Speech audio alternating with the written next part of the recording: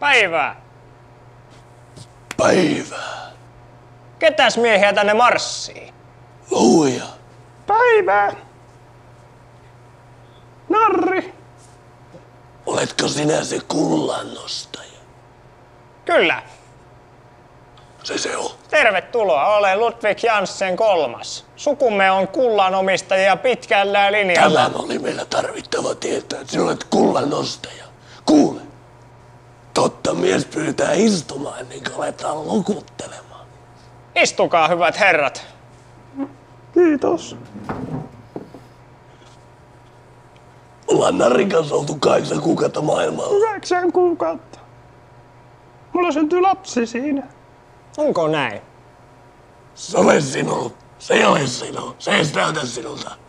Eihän se sitä kato. 8 kuukautta maailmalla. Sveitsi, Norja, Kenia. Louhimisreissulla menee joskus myöhään. Mitä löysitte? Sitä me tultiin sulle tänne näyttämään. Hyvä herra Sanen esitellä. Loikäärmeen. Kives. Annas kun katso. Älä saatana tiputas. Lohikäärmeen kivekseltä näyttäisi. Sitä se on. En olekaan aikaan törmännyt tällaiseen. Nämä ovat syvällä maan kuoressa yleensä. Löysin näitä viimeksi ollessani Kiinassa vaihto-oppilaana 1960-luvulla.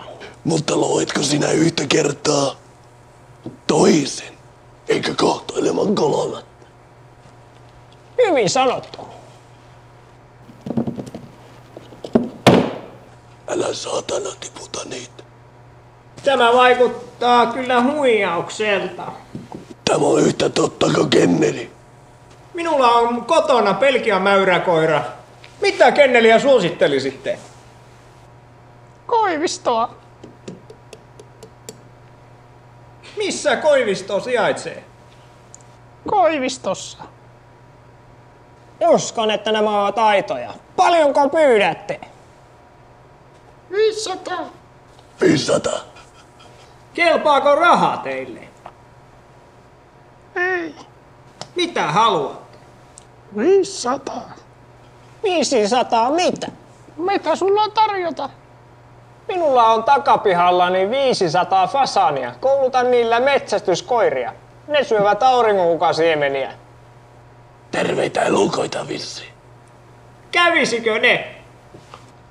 Otetaan ne. Tehdään kaupat. Kaupat tehty!